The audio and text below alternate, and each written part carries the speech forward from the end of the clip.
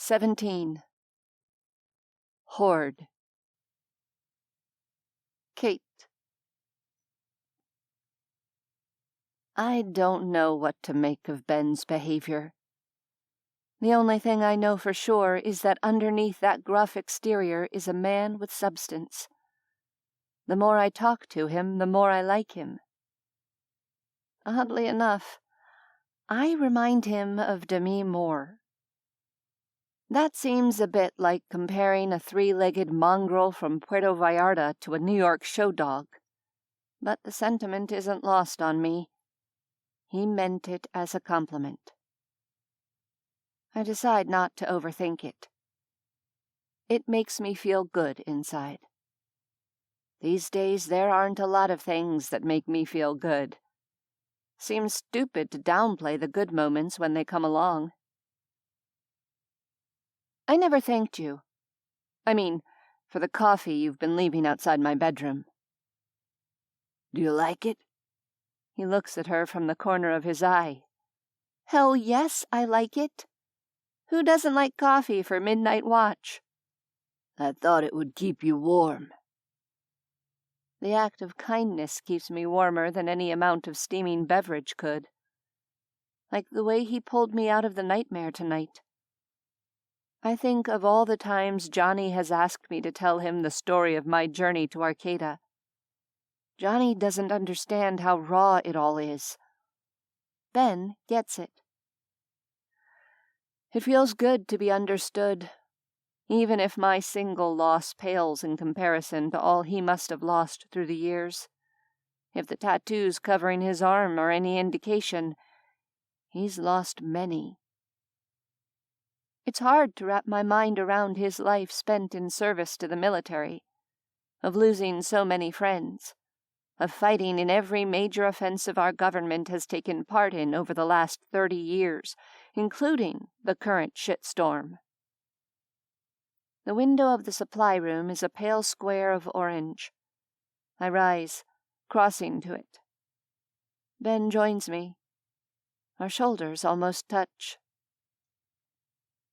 I've been thinking about our route home, I say. We need to go through town. My thoughts exactly. It's safer than trying to get across the freeway. We watch in silence out the window. Highway 101 is relatively still, at least compared to what we'd seen yesterday. The swarming has died back to the regular milling we're used to. I look for the Alpha and the zombies who followed us last night from the freeway. They've moved down the street. Their heads loll as they stagger in small circles, blind eyes almost seeming to glow in the washed-out light of dawn.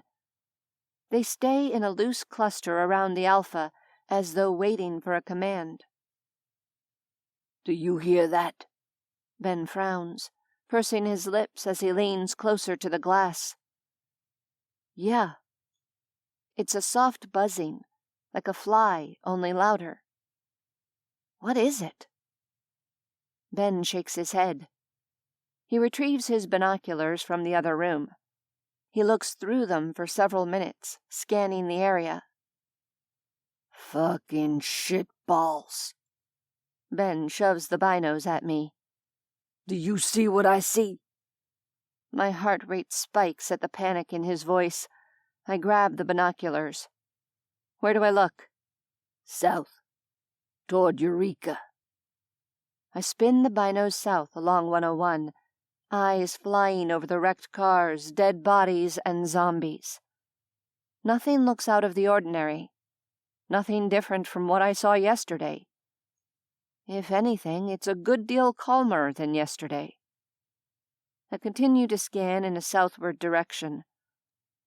A dark speck comes into view. Then several more specks join the first. The distant buzzing grows louder. My heart stops beating. Holy fuck. You see it too, right? Ben demands. I can't peel my eyes away from the binoculars. I want to deny what I'm seeing. Moving up the freeway is a cluster of people. People, on motorcycles and in cars, that's the buzzing. But that's not the worst of it. The people aren't alone. Chasing them is a horde of zombies. An enormous, gigantic, big-as-fuck zombie herd. It's so huge I can't see where it ends. There are hundreds of them. And they're being led by 3 alphas. I can't see the alphas individually, but I do see 3 distinct whorls near the front of the horde. Each one is like an eye of the storm. The zoms nearest the alphas boil outward, carrying the orders like worker bees. Half a dozen questions pepper my mind.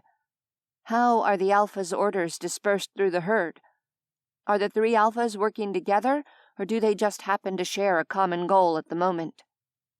Do they share pack members, or is each zombie tied to a specific alpha? Too many questions. Too much to work out and no time to spare. The horde's pursuit of the small party of humans is relentless. The mess is big enough to swallow a town whole. Or a college. And it's coming straight for us. Oh my God, I whisper. Ben stomps out of the room. He returns moments later, rifle in hand. "Open the window," he orders. I stare at him stupidly. What? "Open the window." Eyes hard, he brings the rifle up to his shoulder and racks a bullet into the chamber. "We have to go," I argue. "That horde is heading straight toward campus. Just open the damn window." I swallow my arguments and tackle the window. This might be my first apocalypse, but it's not Ben's. The latch is stiff and encrusted with grime from months of disuse. The window squeals as I force it open. The zombies that followed us here spin in our direction. The alpha keens and clicks.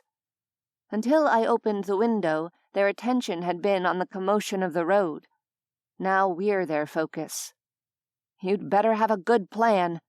I back away from the window, wrestling with the need to get back to Creekside. "I'm testing a theory." Ben slams his mud-covered orange running shoe into the screen, sending it tumbling to the ground below. He pokes the rifle through the open window and fires. The head of the alpha zom explodes. The pack moans in confusion. They turn in uneven circles, arms outstretched. Then they separate from one another, dotting the road in an uneven, unorganized line. Half drift toward the brewery, the rest turn their attention back to the approaching motorcycles. Ben slings his rifle over his shoulder. "I wanted to see what would happen when you take out the alpha. Looks like the pack reverts to following whatever sound draws it." His eyes narrow in concentration. "Let's get the fuck out of here. We have to stay ahead of that horde. We'll go out the back." I don't have to be told twice. I snag my running pack and charge out of the room, leading the way downstairs.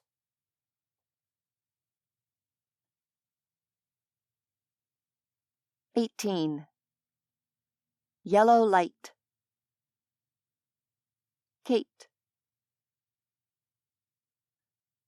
My arms pump, my legs churn, and my breath wheezes in and out of my lungs. Sweat flies from my temples like raindrops. Ben labors beside me. The white chef coat he wears is an odd juxtaposition to his military fatigue pants and orange shoes.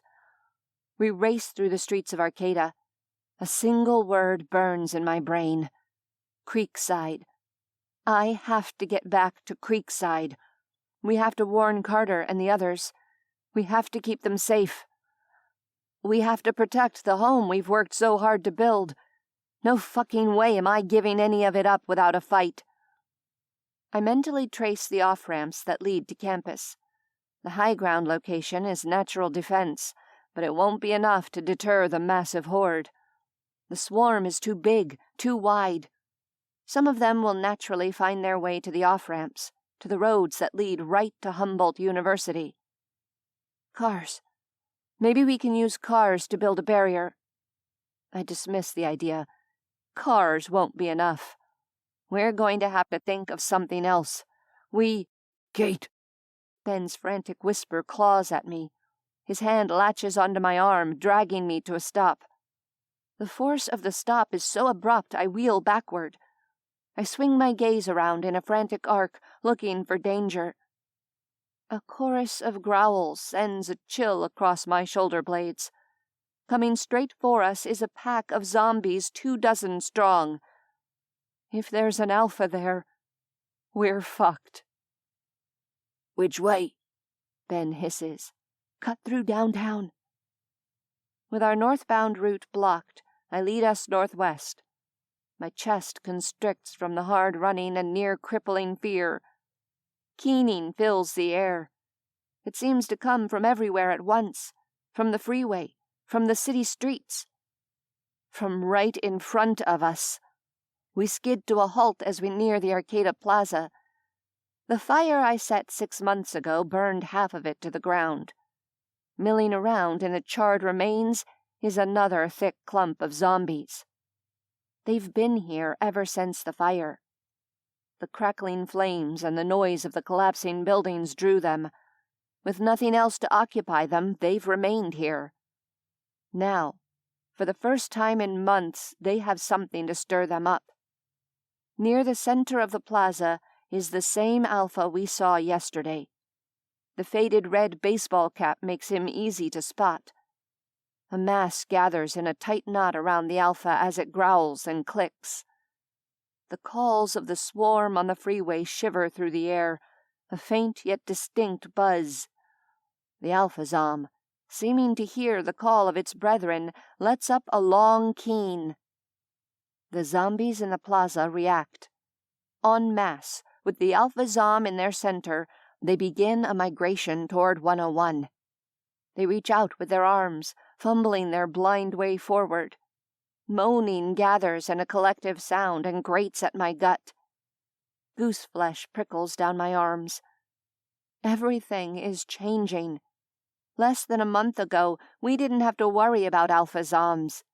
A good pair of running shoes and a decent amount of stealth was enough to get by.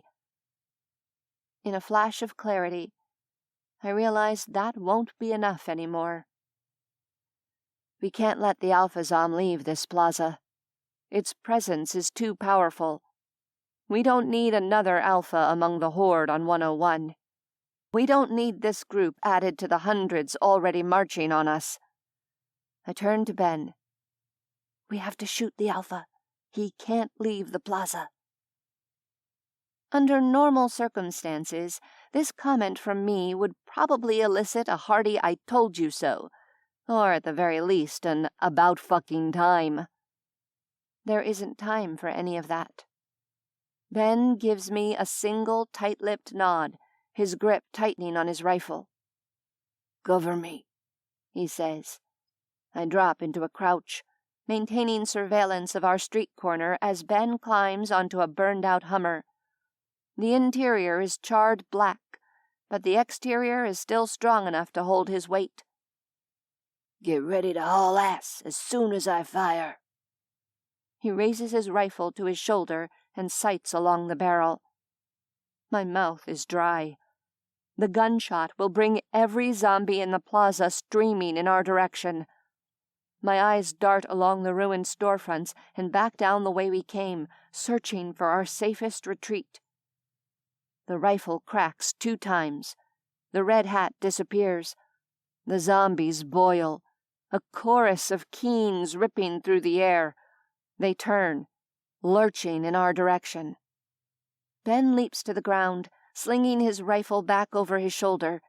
His mouth is set in a grim line as he takes in the pack of zombies closing in on us. Before the apocalypse, I considered myself a daredevil when I floored it through a yellow light. I'd dart through an intersection and scan my rearview mirror for any sign of a cop car. It drove Kyle, my late husband, crazy and got me a lecture or an annoyed eye roll every single time. What I attempt now makes my old-world yellow light running ways look pathetic. Doubling back will take too much time. Everything is riding on us making it to Creekside ahead of the swarm on 101. The gap between the pack of zombies on the burned-out storefronts is only 20 feet wide and closing fast as they near us. I squeeze Ben's hand in silent signal. "Motherfucker," he growls, but he doesn't back down. I tear straight down the narrow opening. Danger be damned. Beside me, Ben never falters. He puts himself between me and the oncoming horde as we charge forward. The gap narrows. Our feet are soft against the asphalt, but we are far from silent. Our clothing rustles, our feet tap, our running packs whisper against our backs. The zombies hear us. I see it in the way every head turns in our direction. Arms reach for us. Keening rises up among the pack. They pick up the pace, lumbering toward us. I grit my teeth and pour on a burst of speed. This is for Carter, for Jenna, for Johnny, for Lila, for Eric, for Caleb, for Ash, for Jesus. My kids. My family. Ben smacks straight into the first of the undead who reaches us. He shoves the zombie so hard the thing is pitched 10 feet across the ground. It careens into several of its fellows, knocking them all to the street. 2 more reach us, the others gaining speed behind them. There isn't time to fight. If we stop, we'll get swarmed. I follow Ben's lead and body slam straight into the nearest one, knocking it to the ground. I leap over it just as Ben shoves another one away. We rip free of the gathering crowd and keep running. By now, the entire pack is aware of our presence. We have to outrun them. It's our only chance. With the Alpha out of the picture, we have a chance at losing them. We sprint out of the plaza, the pack keening behind us as they follow. More keening goes up from nearby streets, making me sick with fear and anxiety. There's so many of them, it's impossible to tell if there's an Alpha among them. I'm grateful for the many hours spent running up and down the bleacher steps. I'm grateful for the god-awful 2 hours of wind sprint sets I made everyone do. I'm glad for every drop of sweat I dropped on the track for the past 6 months. It's the only thing keeping us alive right now. As we charge into an intersection, another milling pack of zombies stumbles in our direction. We hurtle past them. One snags my sleeve as I race by. I yelp, spinning around to yank myself free. Ben is there in a flash, stabbing his knife through the monster's head. He rips me loose, pushing me away. "Go!" he snaps. 2 zombies stumble into him, latching onto him with clawed hands. No fucking way is this man going to die on my watch. I grab a weapon in each hand and leap into the fray. One knife slams through the cheek of a young teenage girl. My zombat finds the temple of the second zombie, a man in a tracksuit. Ben kicks a third zombie as it reaches us, his foot connecting with enough force to crumple its nose and face. Our attack leaves 3 bodies on the ground. We jump back as another 4 undead reach us. They trip on the bodies and go down. It's the opening we need. Ben and I break free and keep running. North and east. North and east. We zigzag through the streets, detouring when we must, but always pushing farther north and east, back to Creekside. It feels like hours, but in truth it can't be more than 20 minutes. At last we reach the overpass that connects Humboldt University to the rest of Arcata. "About fucking time," Ben wheezes. The side and back of his chef's coat are stained with blood. His close-cropped hair gleams with sweat, his face and neck bead with perspiration. "Thank God," I gasp.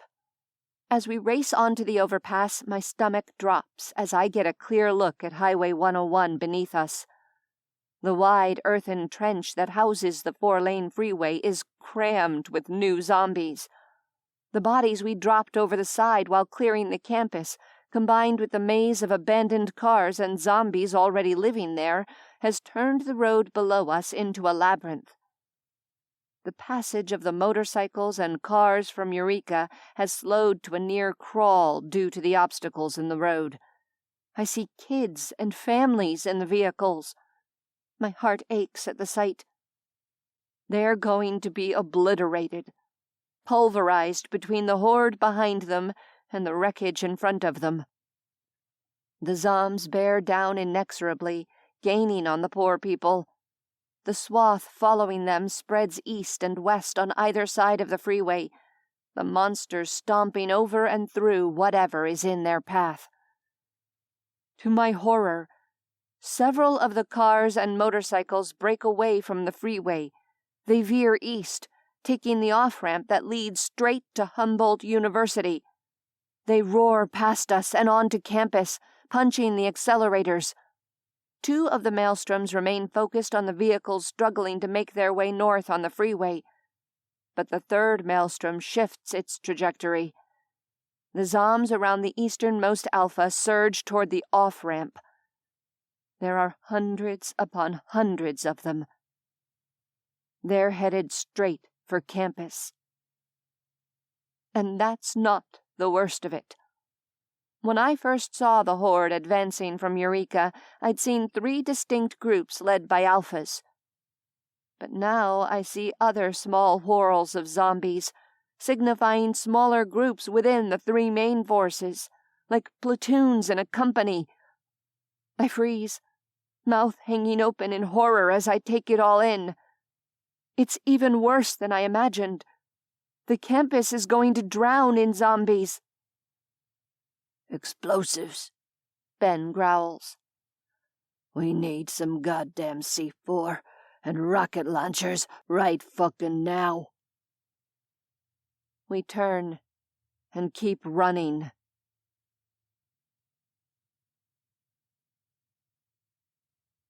"19. Arm. Ben. We have to blow College Creek. He sucks in air, his rib cage aching from the exertion of their mad sprint through Arcata. Those buildings already form a defensive perimeter at the front of the school. Blowing them will deflect the frontal assault. Kate pants beside him as she hauls ass up Granite Avenue toward Creekside. Her cheeks are stained pink, her eyes wild. We need to take out the alphas. That won't be enough. Even if we can get to high ground to sniper the things, the rest of the horde will already be on campus. We still need to get rid of the alphas. We stand a better chance if the zombs aren't organized. You're right. Ben's mind races. Eric. He's a crack shot. He can sight them from the rec center. That's near the College Creek dorms. From the top floor, he'll have a clear shot at the oncoming horde. Blowing College Creek won't keep them all out. Kate huffs. It's one of the few times Ben has heard her out of breath while running. They'll be able to go around. Not if we blow it right. If we can block everything on the southwest, they'll walk right off the ledge and fall to the freeway below. They'll be drawn in that direction anyway. That's where all the noise will be once the dust settles. The east side was another problem altogether. Kate voices his thoughts. And the east side? She demands. What if some of them get through on that side? He hates not having answers. It's like being back in Somalia when he and his guys found themselves ambushed. The fucking feeling of being trapped is almost enough to make him lose his shit. His fear of something happening to Kate helps him hold it together. We improvise, he says. It's a shitty answer, but it's all I got. Okay. Her mouth is set in a determined line. I don't have any better ideas. We go with your plan. You know it's crazy, right? The Queen of Crazy wanted to call him out?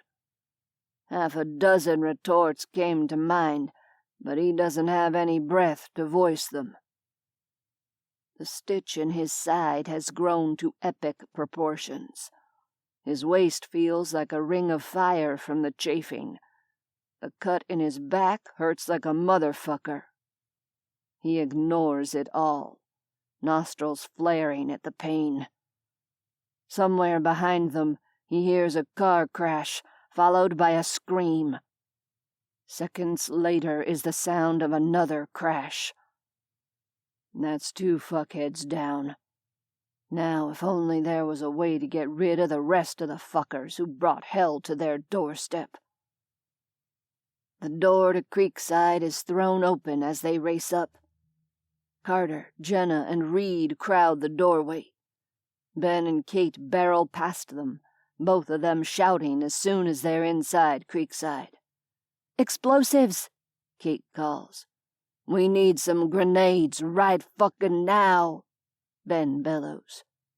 Jenna, Carter, and Reed surge around Kate. They attempt to hug her and ask questions at the same time. Mom, are you okay? We were so worried, Jenna adds. What do you mean we need grenades? Reed asks.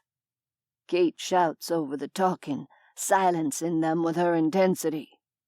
Zombie horde, she snaps. Coming our way, alphas. We're under siege. Ben races for the stairwell, heading up to the armory on the 2nd floor. He shouts as he runs, hoping his voice will carry and alert the rest. Everyone arm! Kate, Carter, Jenna, and Reed tear up the stairs after him. They plunge into the dorm suite they converted into the armory. Under siege! Ben shouts again, his gruff voice booming up and down the hall. Everyone, arm! The rest of the crew bursts into the armory. Everyone tries to ask questions. Johnny is there, ready to join the fight despite his injured Achilles. Even Susan is there, the young woman from the charter boat wanting to help.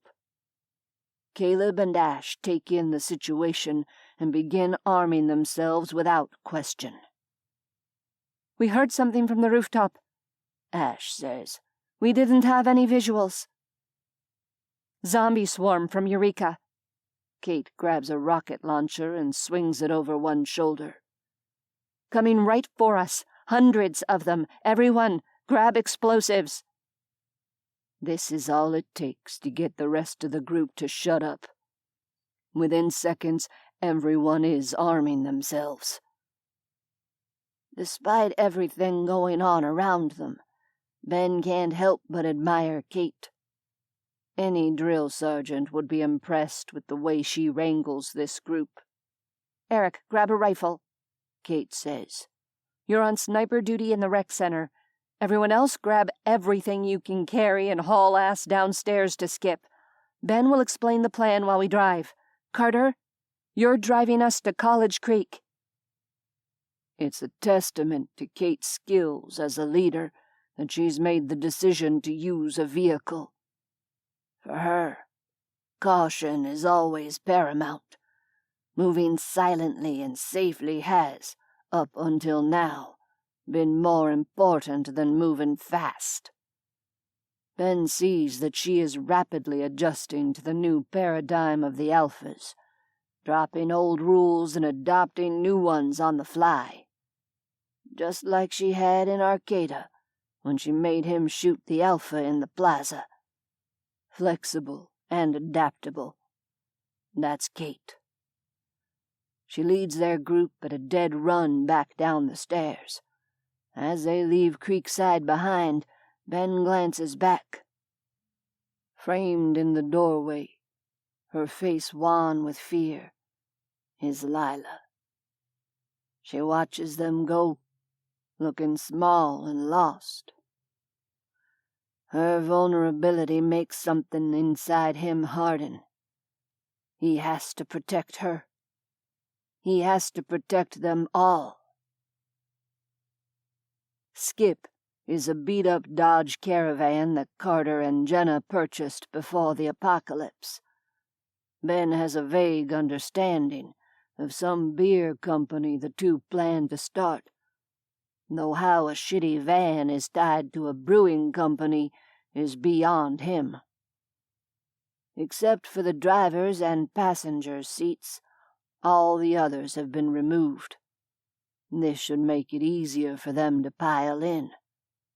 Except that no less than 6 beer kegs take up the right side of the van, and there isn't time to take them out. Ben finds himself squashed against the back of the passenger seat next to Caleb. "Yo, did you guys ever play that game when you were teenagers to see how many friends you could cram in a car?" Reed asks. "My brother and I fit 8 people into a Volkswagen Bug." "Thank God this isn't a Mini Coupe," Ben growls.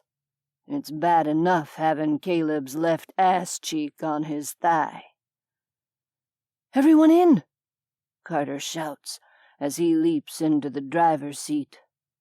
Jenna climbs in next to him.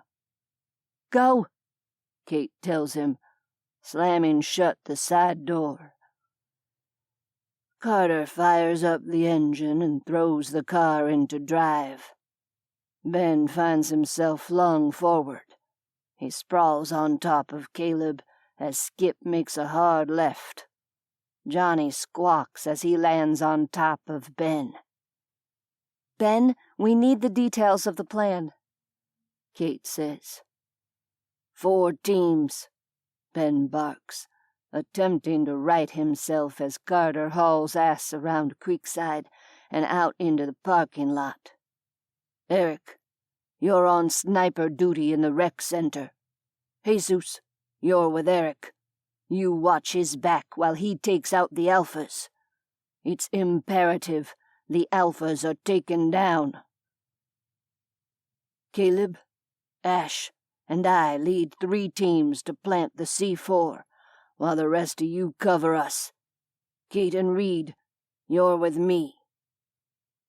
Assigning Kate to his team is selfish, but he can't protect her if she isn't near. He might die today, but he's going to do his damnedest to make sure she lives.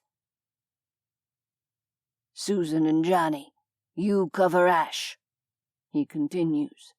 "Jenna, you're with Caleb. Caleb's team takes out the east building. Ash's team takes center.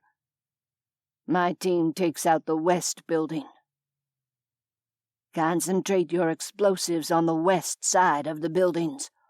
We bring them down and create a path that takes the Zoms away from campus and down onto the freeway." "What about me?" Carter asks. "You stay with the van," Ben replies. "Keep it running and keep it away from the horde. If things go to shit, we fall back to Skip and try to outrun them." The look Kate gives him is anguished. They both know that if they can't divert the swarm, their chance of survival is slim to none. It's slim to none now. The horde is too big, too all-encompassing. The noise of the van will bring them down like wildfire. Attempting to run with so many hundreds out there will be equally disastrous. They have one shot at this. They'll make their stand at College Creek. They'll either live or die. As Carter hits a curb and sends the van into a state of airborne, Ben experiences a moment of calm. Even with Caleb's ass currently in his ribcage, he has a clear view of Kate. Her eyes are fierce, her jaw set. She's drenched in sweat and grime, and looks like she's ready to take on the entire swarm single-handedly. It's the most arresting sight he's ever seen. If he dies today, he'll carry the memory of her ferocity into the afterlife.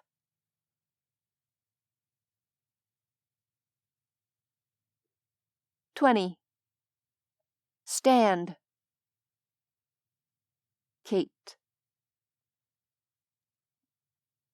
The van tears past the depot, the only place on campus that sold beer before the apocalypse. Steely determination sweeps through me. I take a good look at my apocalypse family, giving myself 10 seconds to focus on how much I care about each and every one of them. Carter, Jenna, Reed, Eric, Johnny, Jesus, Ash, Caleb, Ben, and Lila. These 10 people are my reason for living. Listen up. I pitch my voice loud enough to fill the cramped interior. We can do this. This isn't the hardest or the scariest thing we've come up against. It's just another obstacle to get past. When you see the swarm, just give them a big fuck you and blast them to hell. You got it? "Fuck you, zombies," Reed shouts. "Fuck the undead, mamita," Jesus adds.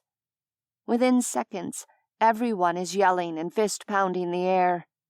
Jenna turns back and gives me a wild-eyed grin before adding her scream to the mix. Carter beats his fist on the steering wheel even as he swerves around several undead that lumber toward the car. Ben wears a wild grimace as he bellows "fuck you" at the top of his lungs. Carter whips the van around an abandoned car and skids to a halt outside College Creek. My chest seizes. We're too late. The thought pings around my head as I gape out the window. Dozens of undead spill forth around the dorms, hands outstretched as they beeline for the humming engine of the minivan. It's a beacon in their blindness, and they just keep coming. Leading them is one of the alphas, a teenage girl with dark hair and a Victoria's Secret sweatshirt. Tight clumps of zombies cluster at the heels of the alpha. "Everyone out," Carter cries. "I'll lead them away." There's no time to argue, no time to debate. There is only time for action. In under 60 seconds, we've emptied out of the van. I fall into step beside Ben and Reed. Ben leads the way, charging toward the dorm buildings on the westernmost side. He hugs a box of C4 to his chest. The giant rocket launcher, which I've never fired, bounces against my back. It feels strange to have a knife and screwdriver in either hand with an enormous gun on my back. Music blares, stinging my ears with its intensity. Carter blasts a loud rap song. Keens pepper the air. Every zombie stumbles toward him, white eyes reflecting the morning sun. I spot the teenage alpha with zombies frothing around her as she leads them toward Carter. Everything inside me screams to go back to Carter, to protect him. This basic motherly instinct beats at me. I ignore it, knowing the best way to protect Carter is to stick with the plan. Reed and I have to cover Ben and take out the westernmost building. With one last look back in my son's direction, I turn to my task. I run in a tight cluster with Ben and Reed. We dodge around a pack of zombies beelining to our assigned building. With the music blaring from Skip, the zombs stumble past us without turning in our direction. Ben crouches in the lee of an abandoned dorm with a piece of C4 in hand. He smacks it in place and races to the next section of wall.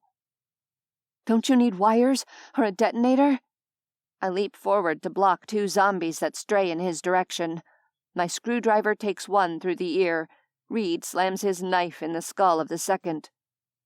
"This shit will blow to high heaven when we shoot off the rocket launchers," Ben replies.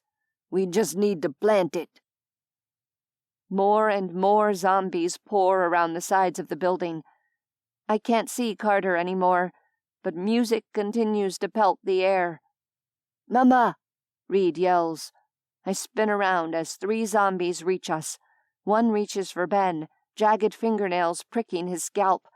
I tackle the thing to the ground. My screwdriver punches through his skull. I roll sideways as a second zombie swipes at me. It trips on the dead one and tumbles forward. Reed is there. He stabs the creature and shoves it aside. I spring to my feet, wiping blood from my face with the back of my hand. I freeze as a pack of 5 lumber by, following the sound of the rap music from Carter. I swallow my breath, struggling not to rasp.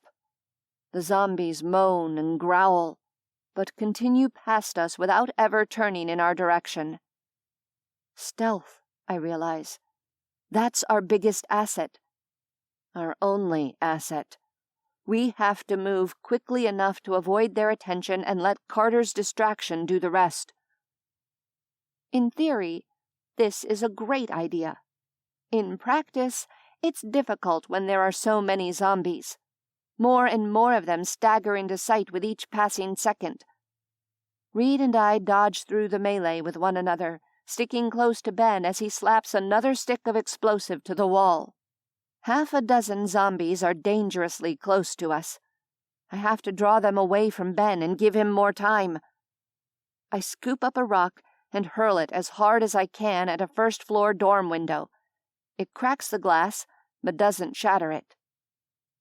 Reed gives me a look of profound sympathy before hefting his own rock. His pitch shatters the glass. The cluster of zombies veers away from us, heading for the broken window.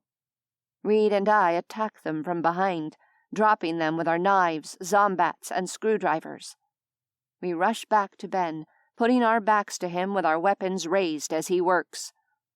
Once finished with this area, we scurry across a breezeway to another part of the building. The crack of Eric's rifle fills the air. I can only hope he's successfully taking out the alphas. As we pass the breezeway, I hear the rattle of iron. I glance at the tall wrought iron gate that separates College Creek from the large athletic field on the other side. Though many zombies have fallen during our target practice sessions, there are still a lot out there. The rattle of the field gate draws the attention of another cluster of undead that fumble their way down the breezeway. They veer in the direction of the gate, moaning in response to the noise of their brethren on the other side. They reach the gate, latching onto the bars and rattling them. The wrought iron fence begins to rock in its cement foundation. As much as the scene worries me, at the moment it's not a threat. What is an immediate concern is a zombie woman with 2 broken legs who claws her way in our direction. Reed dispatches her with a blow to the head. Done, Ben says, dropping his empty box of explosives and turning to us. Let's get the fuck out of here. I couldn't agree more. We turn, the 3 of us shoulder to shoulder, only to stop dead in our tracks. Between us and the way out is a massive wall of undead. At their forefront, leading the pack straight toward us, is the teenage alpha zombie in the Victoria's Secret sweatshirt.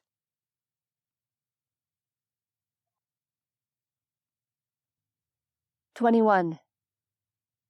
No way out. Ben. Run, Ben says, turning to Kate and Reed. I'll blow the buildings. Fuck that. We're not leaving you, Kate replies. Without another word, she lifts the rocket launcher onto her shoulder, taking aim at the mass descending on them. Ben only has time to scream, "No!" before she pulls the trigger.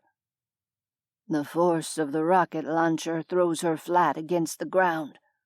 The rocket shoots out at a wild angle, making a curlicue through the air before striking.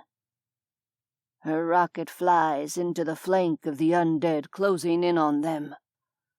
The ground explodes, sending out a cloud of grit, smoke, and undead body parts. The explosion sets off the zombies. They stampede straight for the noise, falling and tripping in their haste to reach the sound. Not even the teenage alpha zombie can rein them in. A path opens up. Ben spins around to find Kate groaning on the ground. She rubs at the back of her head, her hand coming away sticky with fresh blood.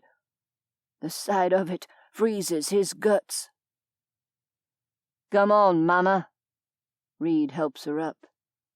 Ben pulls the rocket launcher from around her shoulder. "I'll take that," he growls. "You're going to bring a damn building down on us." Kate's eyes are glazed from her fall, but Ben notes the stiffening of her jaw. She might hurt like hell, but she's still in this fight. Good. The three of them make their way away from the dorms in a tight cluster, heading for the opening created by Kate's rocket. In the confusion, most of the zombies don't notice them. They take out anyone who gets too close with a knife through the ear or eye. A new explosion rocks the ground to the east. Following hard on the heels of the first explosion are three more in rapid succession. The dorm on the easternmost edge of the cluster disintegrates in a reverse mushroom cloud. The force of the blast throws Ben sideways. He smacks straight into several zombies. A hand latches onto his arm. Another grabs his knee. Ben's nostrils flare in rage and fear as he tries to twist away. Reed leaps into the fray, landing on the back of an undead just as it raises its mouth to bite down on Ben's thigh. A whip-quick strike across the back of the neck severs the brainstem and drops the monster. Reed springs toward the next nearest zombie, executing the same lethal move. The kid is as fast with his knife as he is with his feet. Ben kicks the rest of the way free and clambers to his feet, searching for Kate. He finds her facing off against four undead, wielding her zombie club like a demon. Her face is painted in red blood, her eyes wild. He rushes toward her with Reed on his heels, the three of them dispatching the zombies. He's about to tell them both to get the hell out of there when another succession of explosions rips through the air. This time it's the centerline dorm. Ben barely has time to register the impending collapse before a wave of soot and smoke rushes over them. He reaches for Kate, throwing himself on top of her to shelter her from the blast. Reed dogpiles in with them, the three of them going down. The spray of debris is like acid across his skin, cutting through his clothes. A piece of shrapnel embeds itself into his shoulder, hurting like a motherfucker. He wipes grit out of his eyes, searching the cloudy landscape. His ears ring and his eyes burn. Another building down. Another wall between the campus and the undead swarm. The last building is on the west side. His building. He has to take it down. The C4 is all in place, but fuck, they're too close to it. He searches through the debris for an opening, but there are none. It's a seething mess of undead and rubble, and it's only getting worse. How ironic. They might indeed save the campus if they managed to get this building down, but they might all die in the process. "Reed!" Kate's voice comes out in a gasp. She helps the slender boy sit up. The huge gash mars his forehead, spilling blood down his face and soaking his clothes. "Get him out of here," Ben says. "Take cover. We can't wait any longer." "What about you?" Her eyes are anguished as she looks to him. "Move it," he barks. Kate loops her hands under Reed's arm and helps him to the protective shelter of a large fountain. He waits just long enough to see them hunkered down on the far side. Then he spins around, raises the rocket launcher, and fires. The first missile strikes the side of the farthest building. Ben reloads and fires a second time, then a third, and then a fourth. The backlash from the buildings is thunderous and absolute. A billowing wall of smoke and grit engulfs him, swallowing him whole. The world goes dark.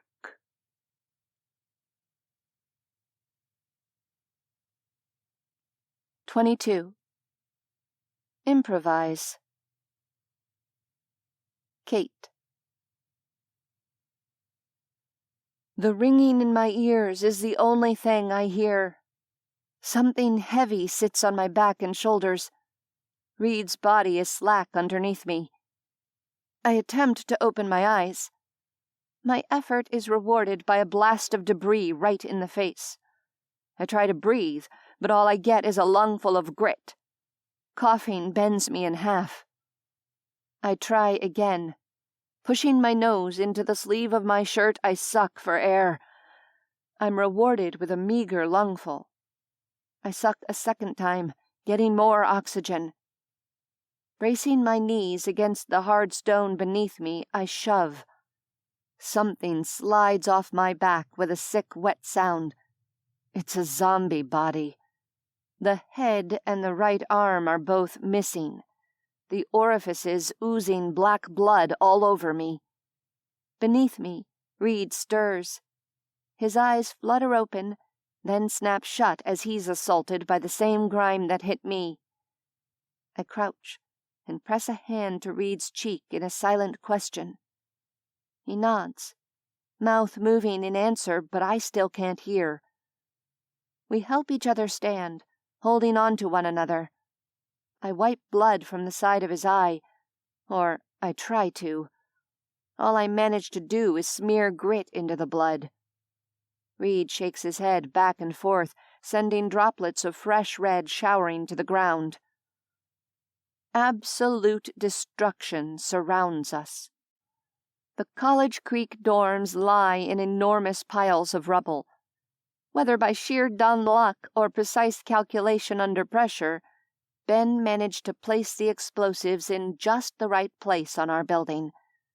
The dorms on the west tipped the right way, completely barricading any entrance into the campus on this side. I scrutinize the settling dust, alert for danger. Hands and feet move in the rubble. Only a few undead still stand nearby, moaning and turning in small circles of confusion. None are close enough to be an immediate threat. To the east, the rest of the buildings have fallen, and emerging from the gritty air is the remaining zombie pack.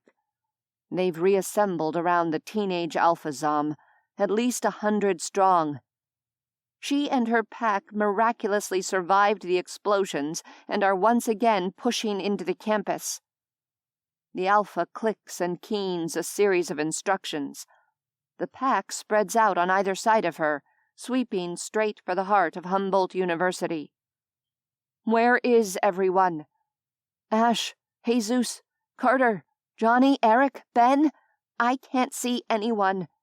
I can't see my family. I swallow against my dry, gritty throat. There has to be something I can do, something to protect the campus. I don't know who's left alive, but hell if I'm going to roll over and let the swarm take Humboldt. The buzzing in my ears recedes, allowing a new sound to make its way to my ears. Music. I hear music. Carter. A robin's egg blue caravan charges through the ruined landscape, heading straight for us. Jenna hangs out the window, waving her arms at us.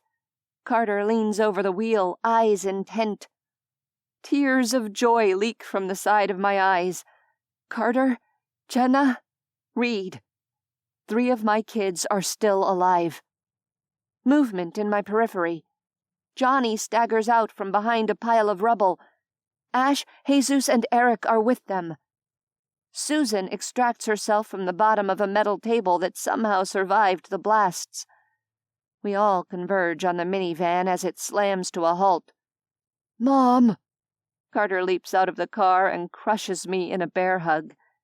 I throw my arms around him, using the moment to dry my tears on his shoulder and gather myself. We're not out of the woods yet. "I took out 3 alphas," Eric reports. "The 4th one had already moved past the library and was out of my line of sight when I got to the rec center. I'm sorry, I couldn't get her." I give his shoulder a squeeze. You did good, Eric. 3 was better than 1 or none. That still leaves us with the problem of the last alpha, though. The teenage alpha. I stare past the ruins, my eyes taking in the seething swarm that continues to boil onto the campus. If we stand here much longer, we'll be blotted from the face of the earth. I have to do something. Ben is missing. Jenna scans the area, brow creased in worry. I refuse to believe Ben is dead. He's too tough and too grumpy to die. Go find Ben for me. I kiss Carter's cheek, not giving myself a second to reconsider the half-baked plan taking shape in my brain. I shoulder past him and jump into the driver's seat of Skip. It's time to improvise. "Mom!" Carter spins around, but I slam the door. "Take care of everyone," I say, throwing the car into reverse. "Mom, stop!" Carter latches both hands onto the open window. "Mom!" To my horror, he throws up a leg, hooking it through the window. "Get down!" I cry. The look he gives me is fierce. He looks so much like his father my breath catches. In a maneuver that is part strength, part yoga ninja, Carter drags himself through the open window. He slides across my lap and scrambles into the passenger seat. "What the hell, Mom?" "I'm going to blow up the library. You need to get out, son." "What do you mean you're going to blow up the library?" I jerk a thumb toward the back of the van. "The beer kegs. They're full of fermenting liquid. We have a bomb on wheels, sweetheart." I meet his gaze. "I'm going to blow the side of the library. If I'm lucky, it will be enough to bury most of those fuckers and solidify our barrier." Carter stares at me, mouth agape. "Mom, there's a shitload of zombies between us and the library. We'll never make it." He's right. In the last 60 seconds, the Alpha and her pack have massed outside the library. "I got these, mamita." I turn in surprise to see Jesus standing by the open driver's side window.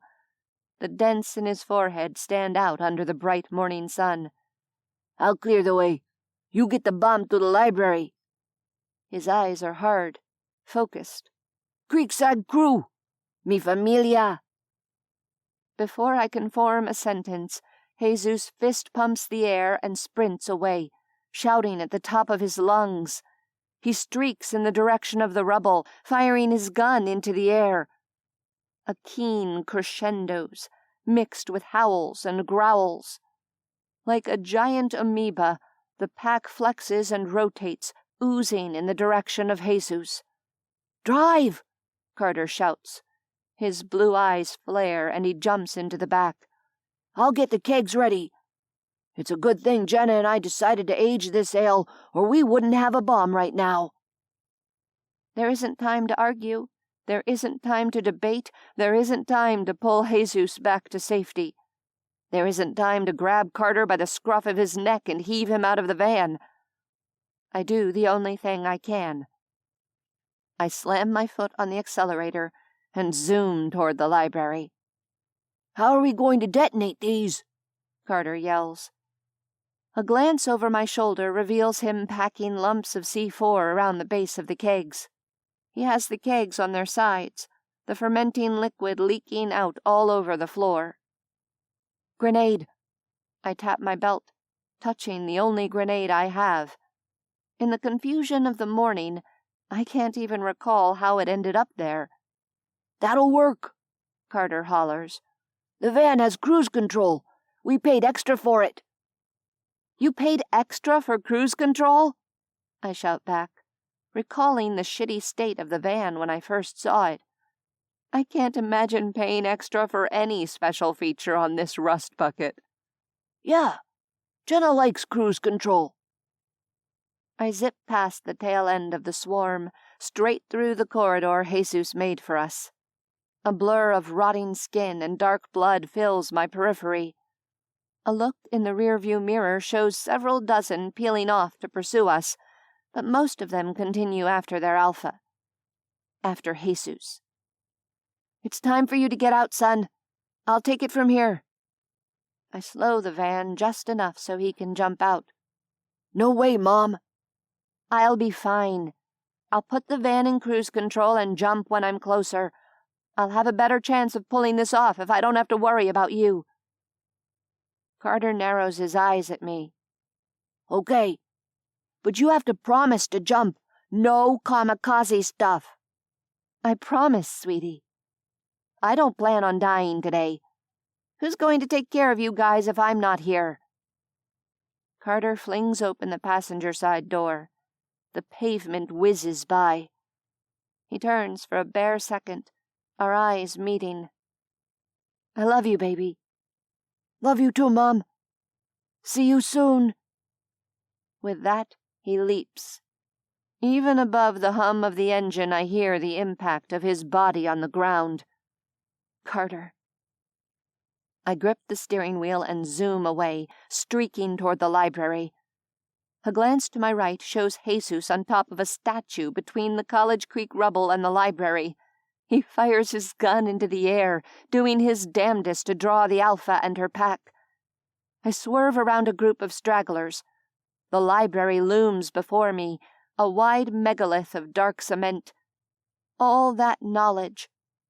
And I'm about to blow it all to hell. Setting the accelerator to 30, I punch the cruise control button. Then I pull the pin, toss the grenade, and throw myself out of the van. I have a brief glimpse of the grenade rolling across the floor of the van, then I crash headlong into a bush. Pain explodes as I tear through the plant and hit the ground on the other side. The grenade detonates, ripping through the air with an explosion. The library leaps from its foundation. It seems to hang, suspended above the ground for several seconds. The library crashes down as though in slow motion. It strikes the ground with a boom and ripples through earth and air. The rumble rolls outward, sending the building forth in every direction. A landslide of cinder blocks buries the left flank of the undead swarm. The rest are swallowed in an expulsion of flying debris, including the statue where Jesus is perched. "Jesus!" I scream his name. A cloud of grit and debris hurtles toward me. I curl into a ball and throw my hands over my head. The exposed parts of my skin burn as thousands of tiny particles scour over me like sandpaper. Then silence descends. A few moans pepper the air. I raise my head, blinking through grime-encrusted lashes. The dust begins to settle, revealing a massive mound of misshapen debris all around. There is no sign of the Alpha, no sign of her pack. They are buried beneath the remains of the library. "Jesus!" I try to stand, but my legs give out on me. I hurt everywhere. My eyes scour the rubble as I search for some sign of him. I notice several small branches embedded in my skin, probably from the bush I landed on. One protrudes from my bicep, another is lodged just below my collarbone. I pluck them out, barely feeling the sting. My eyes continue to rove, searching for Jesus. I want to pass out. I want to disappear into the dark. Kate! I blink in confusion. I must have hit my head. I'm definitely hallucinating. Either that or I'm dead. Because what I'm seeing right now makes no sense. Out of the dust and smoke and confusion comes Lila. She has 3 automatic rifles across her back and a string of grenades across her chest. A cig hangs from either hip. And she's riding a bicycle like a bat out of hell, coming straight for me. Grime and bits of blood spatter her face and clothing. Kate! She leaps off the bike. It clatters to the ground as she rushes to my side. Kate, are you okay? I stare at her. Maybe I'm not hallucinating. Lila? It's me. Her mouth tightens as she grips my hand. I decided that if all you losers are going to die out here, I want to go down with you. It was really shitty of you guys to leave me to die with an unconscious man half-eaten by a shark. Can you sit up? My terrified Lila has finally pushed through. Hell of a time for a breakthrough, even if said breakthrough is taking its toll on her.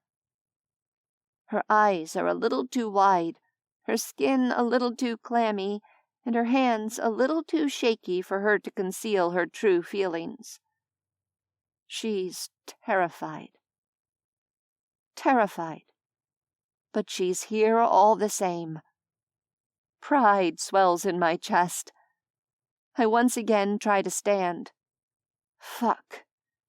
It feels like 1,000 needles are going into my skull at the same time. I groan, without meaning to, and plop back down. Kate? I'm fine. We need to find Jesus. I break off as 2 zombies lope around a pile of concrete and smashed library computers. They've heard our voices and are coming straight for us. Look out! I lunge to my feet, then trip on a chunk of concrete and go down. I sprawl forward, my hands scraping against the pavement. Lila jumps in front of me, rocking back and forth in fear as she faces the zombies. Right before they reach her, she darts to the side. Over here, dickwads! She calls, leading them away from me. The zombies moan, rotating in her direction. They scratch at the empty air in front of them, searching for Lila. I scramble to my feet as Lila stabs the first zombie through the nose. She dances backward as the second one reaches for her. I come up behind it and cave in the back of its head with my knife. Lila and I breathe hard in the sudden silence, the 2 dead zombies between us. Thanks. If Lila hadn't been here, I might very well be dead right now. It's a sobering thought. I wipe my cheek on my shirt sleeve, attempting to dislodge a clump of brain matter. I just saved Mama Bear. Lila gives me a shaky smile. Now, if I could just do that about 12,000 times, we might be even. There's no score between us, Lila. We're family. I glance back in the direction of Carter. He's 200 yards away, picking himself up out of some bushes with Jenna's help. Good. He's safe. I turn my attention back to Lila. Jesus is in there. I point. With the dust clearing, I can just see the top of the statue. In there? Her mouth sags open. I don't blame her. Protruding from beneath the building fragments are twitching body parts. The zombs might have been buried, but not all of them are dead. Come on. We have to find Jesus. I force my feet to move. My equilibrium returns, and I'm able to walk with Lila's help. I hurt everywhere, but I guess that's to be expected when you jump out of a moving car. At least nothing is broken. I pause over a zombie. The body is pinned, but its jaw continues to gnash. I stab it through the eye. No reason to leave a potential ankle-biter out there. Lila moves a few feet past me, drawing her knife.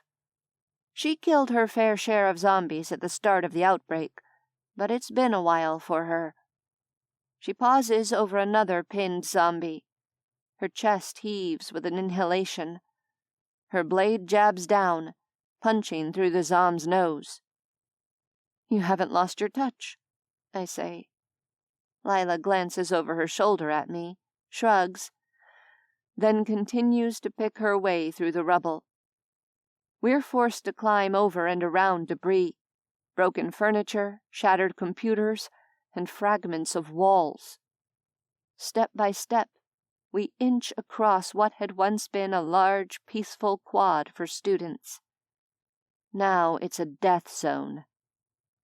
Lila and I pause only long enough to kill any zombies that pose a threat before continuing on. We reach the statue. My throat closes at the sight, tears stinging the back of my eyes. The base is covered in chunks of large cement slabs. "Jesus!" I call his name. "Jesus!" A groan sounds off to our left. "Jesus!" I scramble over the rubble and drop down on the far side of the statue. "Hey!" Words dry up in my mouth. "Do you see him?" Lila clambers down beside me. "Is he? Oh, shit!"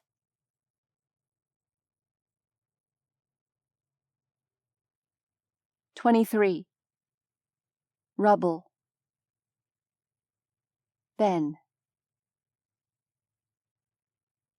Silence. Ben has never liked silence after battle. Silence after battle often means there's no one left to speak. The quiet presses in around him like a black hole. The vast space threatens to swallow him. The silence is a physical sensation, a lack of movement. The explosion, the ambush, his men. Where are they? Ben feels his heart pound against his sternum. A frantic thump, thump, thump. His men. The explosion. The blinding sear of orange flames that blew up the corner of the meat shop as they came around the corner. He claws at the pile of mortar and crumpled stone in front of him. Out. He has to get out. He has to find his men. He has to find the fuckers who ambushed them. The nail tears, breaking to the quick. Ben doesn't even feel the pain. His breath comes in short gasps as panic threatens to suffocate him. He shoves and claws, fighting to dig himself free of the hellhole he's been buried in. Light hits his face. Something is wrong. The air on his face doesn't smell right. It's salty and cool. It's not the bone-sucking heat of Somalia. It's... A soft moan breaks through the ringing in his ears, followed by another. Somewhere distant, a high-pitched keening raises the hair all along the back of his neck. The world around him recalculates, swinging wildly as he struggles to get his bearings. The dry heat of the African desert disappears from his mind, as do the shanty towns, shrublands, and the familiar feel of being surrounded by comrades in arms. Ben finds himself drop-kicked from the streets of Somalia into the ruins of Humboldt University in Arcata, California. The force of the return is so strong, his head swims. Where is everyone? Where is Kate? His knees scrape painfully against the pavement as he drags himself the rest of the way free from the rubble. He feels his pants rip, feels the bite of rough stone against his skin. Panting, he struggles to his feet. His legs sway, threatening to give way. His vision corkscrews. He blinks, waiting for it to clear. The details fall in around him. The dorms are all down. Piles of rubble that create a perfect barrier between them and the dead. Beyond the dorms, the library has also been leveled. Ben has never been much of a reader. Books were fine for killing time, though he preferred a game of cards over a book any day of the week. Still, the sight of the collapsed library is like the loss of a good Hummer. They used that library. An excess of information was always at their fingertips. All gone now. The library hadn't been part of the original plan, but it had been a damn good improvisation. The string of wrecked buildings has accomplished several things. Most Zoms that breached the campus are buried. The collapsed library blocked the last large gap, leaving no egress for more Zoms to enter campus. Even now, he sees large swaths of them tumbling down to the freeway on the west side as they follow the natural curve of the wreckage. It's far from perfect, but considering the situation, it's pretty fucking good. And effective. With any luck, they can weather the worst of this storm. A figure comes his way. A tall, lanky boy with broad shoulders. His face is bloody, his body covered in a fine layer of gray grit that mingles with blood splatter. The figure raises a knife. "Carter!" The figure stops, knife poised. "Ben," the boy whispers. His face collapses into a smile. "Ben!" Before Ben can figure out what the kid is up to, he finds himself seized in a crushing hug. The act of affection is so foreign that it takes Ben aback. He pats Carter's shoulder, equal parts horror and appreciation over this open display of affection. If Carter is at all put off by Ben's uncomfortable reaction, he doesn't let it show. "You're okay." Carter pounds on his back and shoulder. "We were all worried. Come on, let's get back to the others." "What's the sit rep?" Ben asks, following Carter through the rubble. "The what?" Ben grimaces, realizing again he's slipping back into a time and place that no longer exists. "What's the status of our people?" Carter's face goes blank. "We don't know where my mom and Jesus are." Colors swim in Ben's vision. "Where the fuck is Kate?" "We drove Skip into the library," Carter explains. "Jesus led the Alpha and the Pack away to clear the way for us. Mom and I used the beer kegs and some C4 for explosives. I jumped out of the van while Mom drove it the rest of the way and detonated the bomb." Ben absorbs this. "Was that Kate's idea?" he says at last. "Yeah. Of course it was. Only Kate would think of using beer kegs for bombs to blow up a library. Likely, that was her definition of improvising. God, that woman. He isn't sure if he wants to yell at her or kiss her. Both, if he's ever lucky enough to get the chance. We have to find her. He marches in the direction of the library, marveling at the swath of destructions cut by the explosions. Any soldier could mistake this place for a Middle East war zone. Carter falls into step beside him while the rest of the group follows a few paces behind. Carter falls into step beside him. "I would have stayed with her," the young man says. "I tried to. She made me get out. You know how she is." You're a good kid. Ben has an overwhelming urge to touzle the young man's head, like he used to do with his own son. He deals with the urge by wrapping both hands around his knife hilts. This isn't the first time he's had to remind himself that Carter isn't Sam.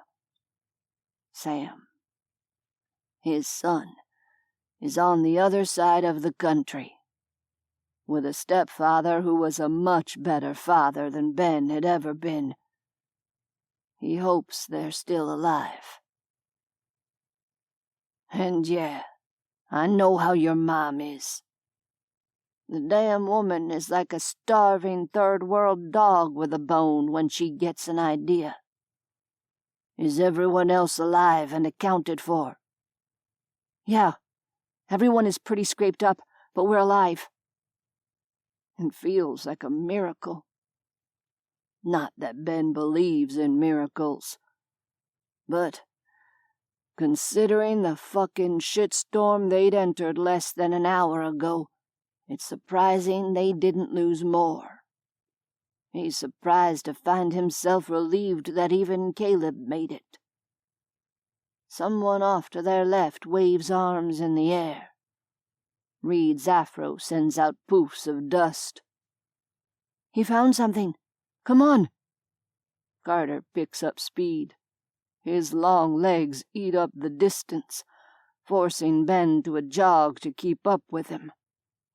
The movement sends a spear of pain through his back. Damn it. He probably pulled some of Kate's stitches. He bites down on the pain and keeps pace with Carter. As they near Reed, he spots the rest of their people. Susan looks to be in the best shape out of everyone. Other than blood splatter, she doesn't appear to have a wound anywhere. The same can't be said for the rest of the crew.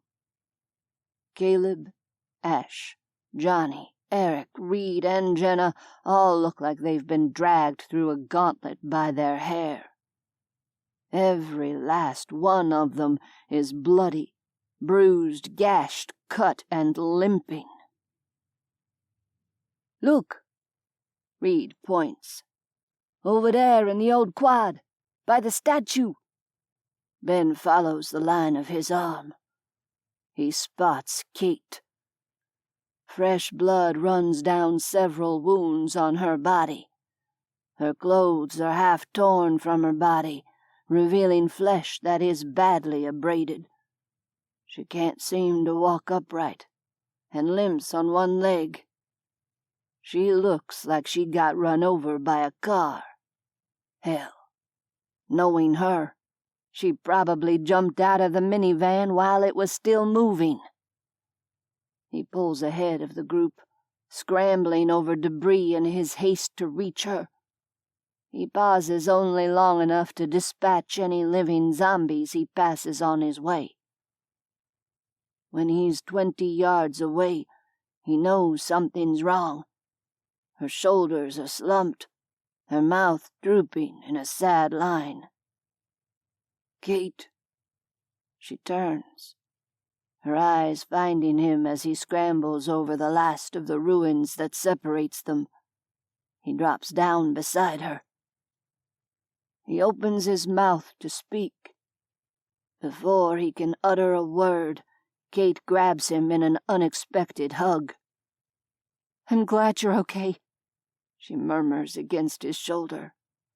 "I knew you were too tough and grumpy to die." He reflexively pulls her tight, overwhelmed by relief at finding her whole. It sounds like you did your best to end up on the wrong side of the dirt. I did what had to be done. Of course. Kate always lays it all on the line for her kids. She peels herself free of his arms. He's reluctant to let her go, but drops his arms as she pushes away. The right side of her face has been scraped raw. Jesus is under here, she says, a hitch in her voice. Ben had been so consumed with worry for Kate that he hadn't even noticed Jesus. 2/3 of the man's body is buried under rubble and a slab of concrete the size of a bike. His eyes are closed, his face pasty, but he's still breathing. That's when Ben notices another figure. Lithe and dark-haired, she crouches beside Jesus with a plastic bottle of water. She drizzles some of it across his forehead in an attempt to wipe his face clean.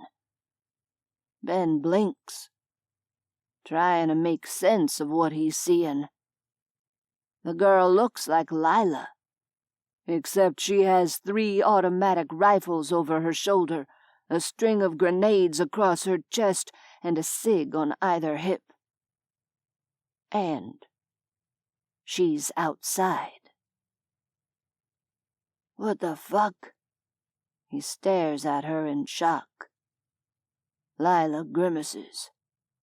I know. About fucking time, right? The rest of the group arrives before Ben can form a proper response. Everyone is talking at once. Lila? Eric gapes at her. What are you doing here? Where's Jesus? Did you guys find him?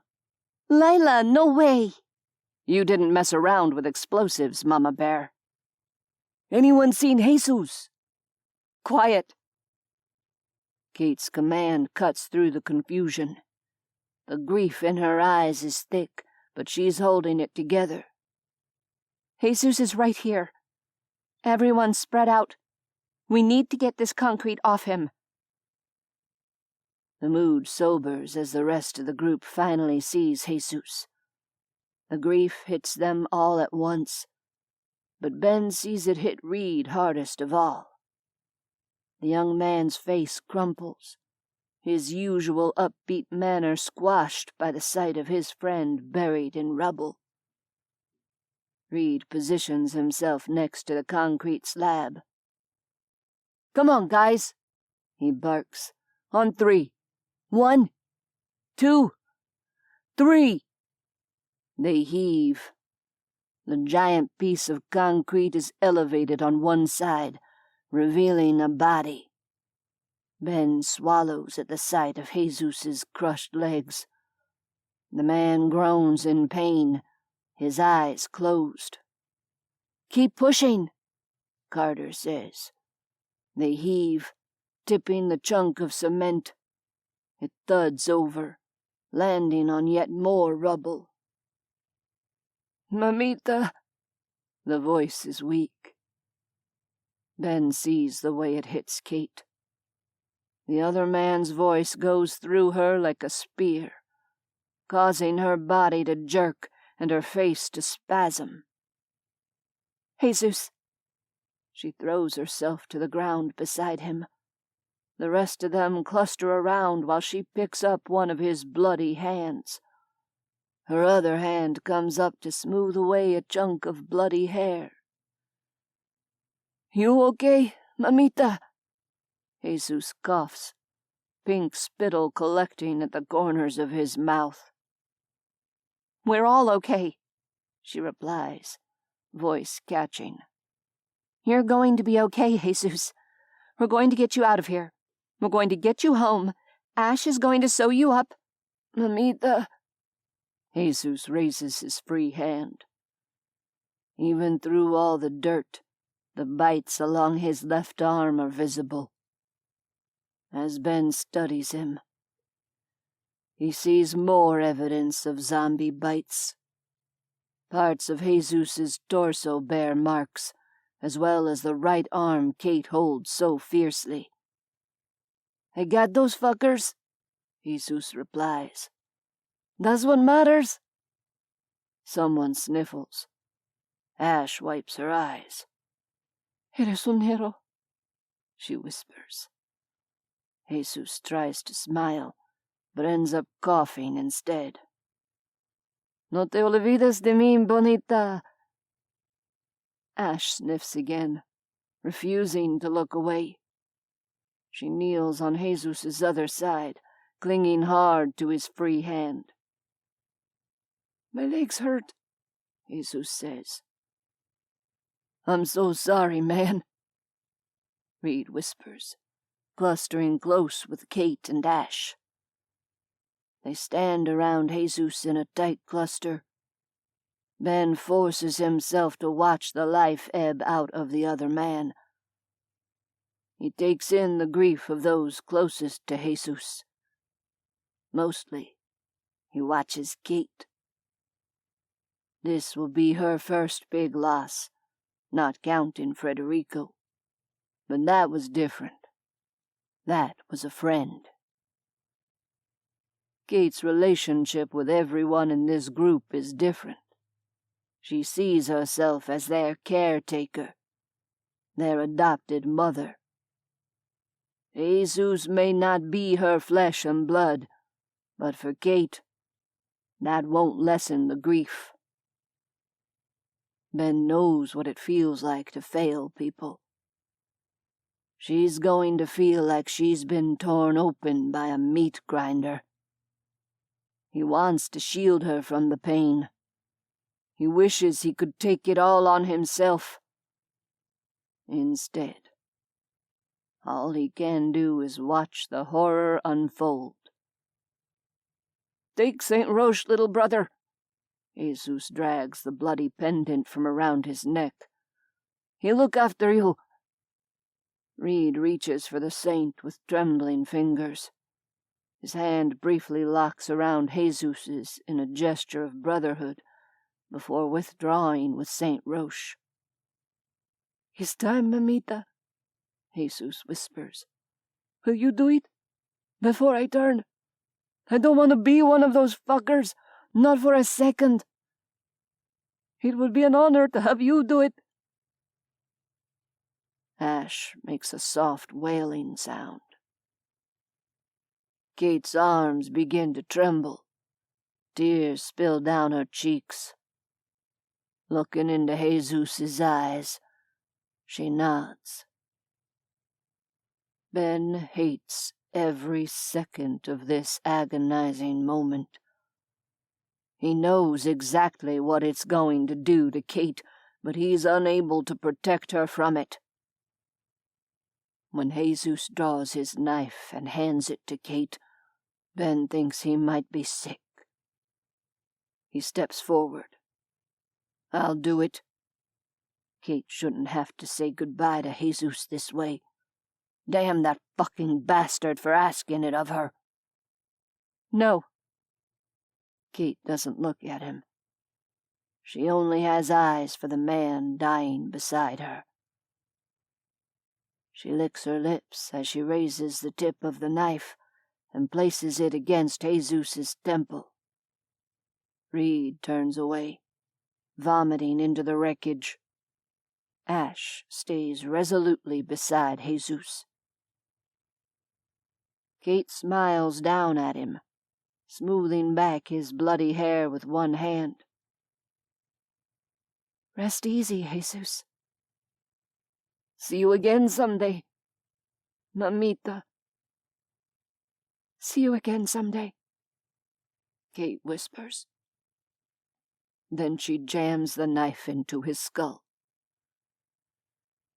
Ben feels the killing blow all the way to his core. It punches him back to Iraq, to a day when the skies bled black from the burning oil fields, when he held a dead friend in his arms who hadn't looked all that different from Jesus. He staggers, nearly crumpling under the weight of the memory. The world flicks back to the present. Jesus, a knife sticking out from his temple, lies dead. His face is peaceful, the corners of his mouth turned up in a contented smile. He's gone. The rest of them are alive, left to carry the weight of shit and devastation. And then Lila starts to scream.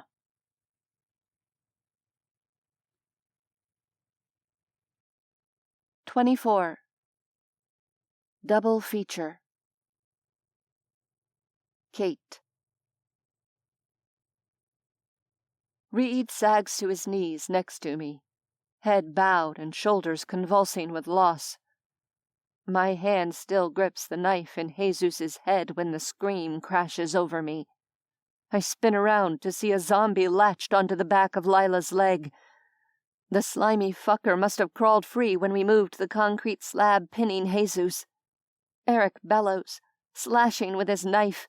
Caleb and Jenna crowd in, all three hacking with weapons. Lila staggers free. There's blood everywhere. I don't know how much is Lila's and how much belongs to the zom head that now rolls across debris. "No fucking way, Lila! Not you! Not you!" He chokes on tears.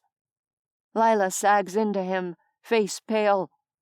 The back of her left calf is shredded, her blue jeans reduced to tatters. "It's okay." Her hand comes up to stroke Eric's cheek. "It's okay, you asshole. Stop being a pussy." "It's not fucking okay." There's blood smudged on Eric's glasses. He picks Lila up, cradling her against his chest as he plops onto an exposed wedge of concrete. "Lila." I didn't think there was anything left in me to break after euthanizing Jesus. I was wrong. I have no words.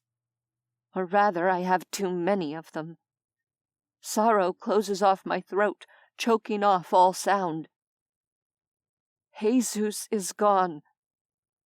I lost him. I failed him.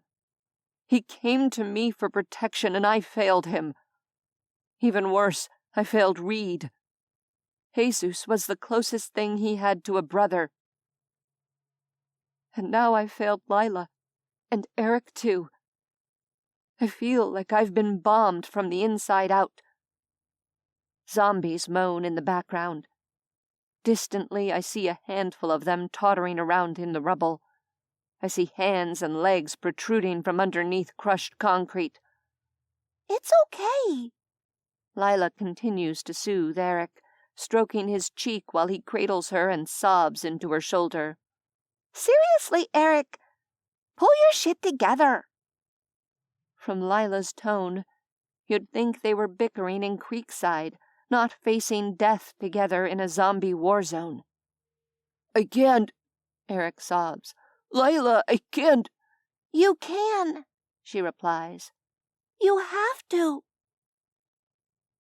The compassion on her face as she gazes at Eric threatens to break me. How is it that Lila, our frightened, agoraphobic Lila, has found her strength in the face of her own death? Here she is, a pillar of strength while the rest of us are falling apart. Reed and Ash cry quietly over Jesus. There isn't a dry eye to be found among any of us. A foot to my left, Ben stands like a statue. He's always harbored a fatherly affection for Lila. Now his eyes are locked on her. I can tell from the cloudy look in his eyes that this new horror has triggered his PTSD. I grasp his hand and squeeze. It's a selfish gesture. I want to bring him back to the present. But more than that, I want his comfort. I think my legs would give out if I didn't have him to hold on to. Lila kisses Eric's forehead and pushes free of his arms. She has to grab onto the slab of concrete to keep herself upright. Her good leg stands in a wide pool of her own blood. You're going to be okay, Eric. Lila's gaze sweeps over the rest of us. You're all going to be okay. Honestly, I've been sick of all this shit for months. I'm ready to go. She draws the cig from her belt. The act is like a lightning bolt, slamming through Ben. He jerks free of me, lunging across our lopsided circle. "Lila!" he bellows. He isn't fast enough. The cig fires. Lila falls.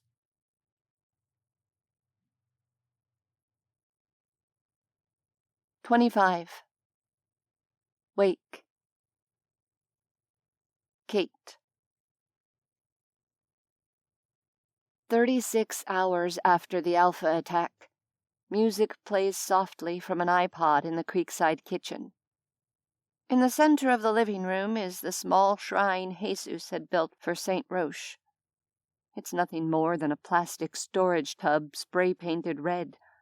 Inside is a candle, a vase of plastic flowers, and a picture of St. Roche Jesus had drawn with colored pencils. It wasn't a work of art, but it wasn't bad. In front of the shrine are 2 rocks Jenna painted. One bears Lila's name, the other Jesus's name. Both rocks are covered with pictures of flowers. In front of the shrine are things that belonged to our lost friends. Jesus's leather jacket, Lila's jar of cannabis salve, the gold St. Roche medallion, a picture of Lila and her family. These are all we have left of our friends. We couldn't bring back their bodies. We buried them in the rubble at the foot of the statue in the quad. Near the shrine to our lost friends is a cardboard box filled with a collection of beer and liquor I'd squirreled away. After losing Lila and Jesus, no one seems to care we're well on our way to blowing through half our stash in one night. I've never been much of a drinker. I finish this sentence by downing a shot of something brown. It tastes like shit and burns all the way down, but I don't care. "Could have fooled me." Across the table, Ben takes a shot. His eyes are bloodshot. My husband was a recovering alcoholic. I reach for the bottle and pour myself another shot. I never drink much, you know? To support him. As I throw back another shot, Kyle's face swims before me. I said my goodbye to Kyle on my journey to Arcata. Most days, memories of him bring me happiness. Tonight, I wish he was here to hug me. I miss having someone to hold me. Sometimes I wonder what it would be like if Kyle was here with me and Carter. Sometimes I'm glad he didn't live to see this fucked up world. "You got married young," Ben says. What? I blink at him, eyes watering from the shot. God, that stuff burns. "You must have gotten married young." Why do you say that? I grasp the bottle of amber liquid, weighing the wisdom of taking another shot. "You don't look old enough to have a college student for a son." Yes. I definitely need another shot. I got pregnant in college. I was 19. I glance across the room to where Carter sits on the floor, Jenna between his legs. They share a bottle of warm beer between them. Best thing that ever happened to me. I got Carter and Kyle in one fell swoop. I throw back the next shot. My stomach roils. I close my eyes, hunching over the table as I struggle to steady myself against the nausea. Beside me, a chair scrapes against the floor. Eric sits down next to me. His eyes are red and puffy. The smell of marijuana clings to him. He lets out a long exhalation. The sight of him makes something inside me crumple. Eric, I break off, rendered speechless by the devastation in his face. Eric leans sideways, head resting on my shoulder. He begins to cry. My heart breaks all over again. I put an arm around him and rest my cheek against his head. I'm so sorry, I whisper. Me too, He whispers back. His speech is slurred, telling me just how stoned and drunk he is. I can't hold back the tears. They gush from my eyes. I don't try to stop them. Ben looks away and pours himself another shot. He looks as miserable as the rest of us. You know, Eric says, sniffling. I'm pretty sure my parents and brother are dead. Even if they aren't dead, I'll never see them again. I know that. I've never once cried about it. I feel sad sometimes, but it's not the same. It's not the same as seeing someone. As seeing Lila. He makes a choking sound. I cinch my arm around him more tightly, wishing I could hug his pain away. Wishing I could turn back the clock and never tell Lila to go outside. I'm sorry, I say again. It's not enough, but it's all I have. I should have been paying attention, He replies. It all happened so fast.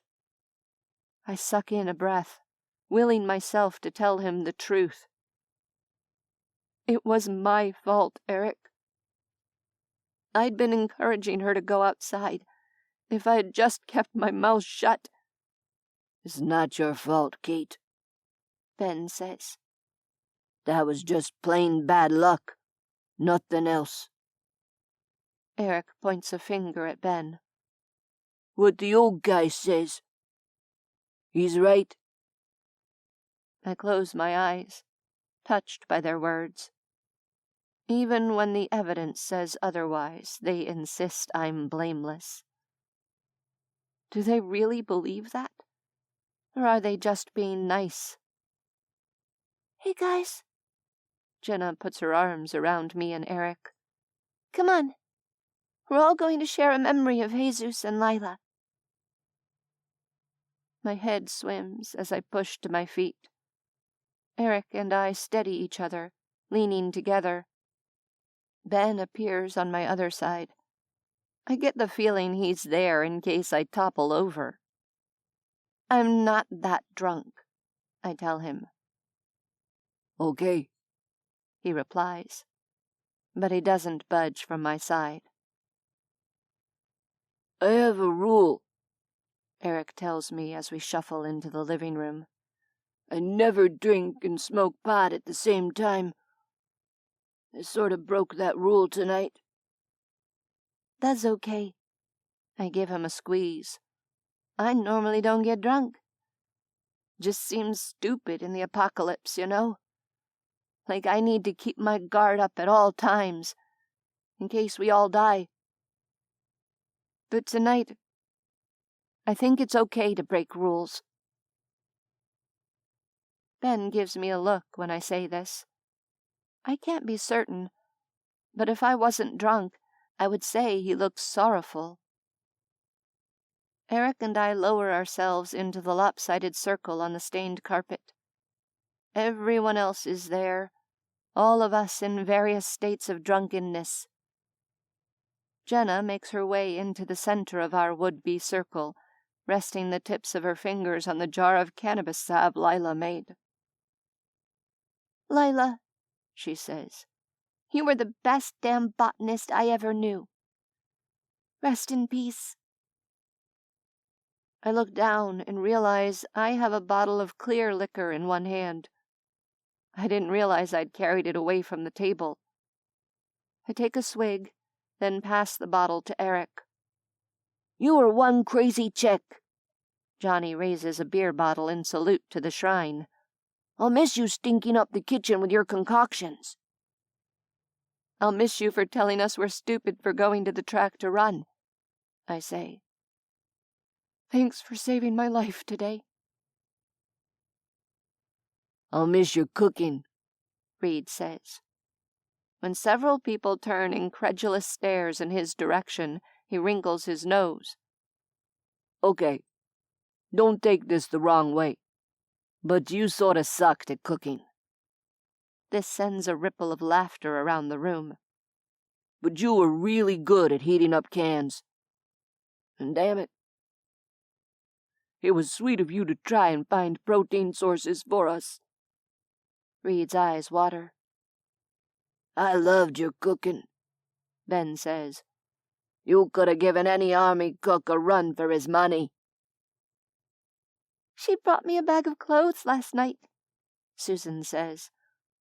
And I know it might seem stupid that I would even care about clothes when my husband is unconscious from blood loss after a shark attack, but last night, it seemed like the nicest thing anyone had ever done for me. Lila never complained about sharing a room with me and Jenna at the start of the apocalypse, Carter says. She always knew when we needed privacy and gave it to us. We go around the room, all of us sharing memories of Lila. It feels good to remember happy times with Lila, but it also compounds her loss, sinking me deeper into sadness and into the bottle in my hands. After we share stories about Lila, Reed stands. A fresh joint is in his hand. Jesus was my brother, He slurs. We sold drugs together. We partied together. We stole shit from the mini-mart together.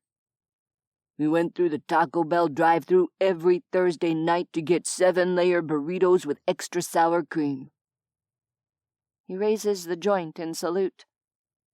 In his other hand is a half-empty bottle of vodka.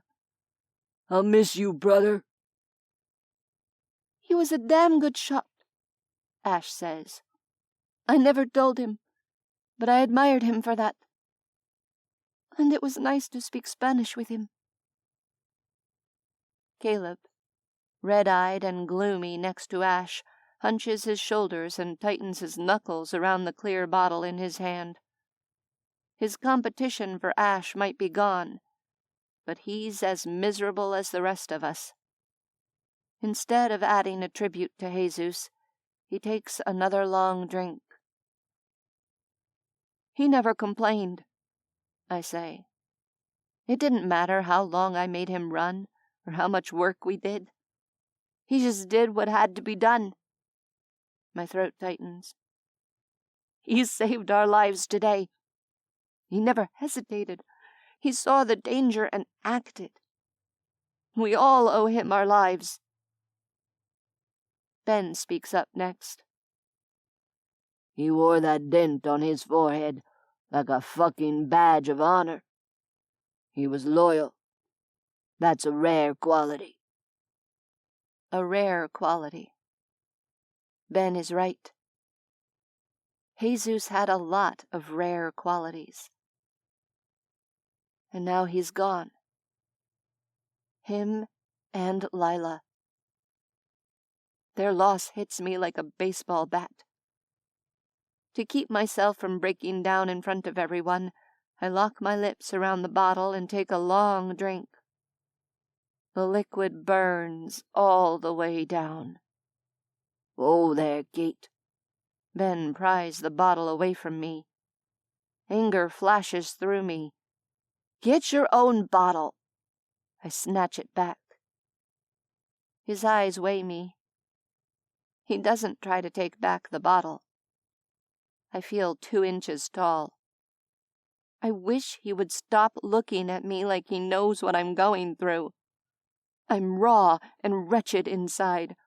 I don't want anyone knowing how I feel right now.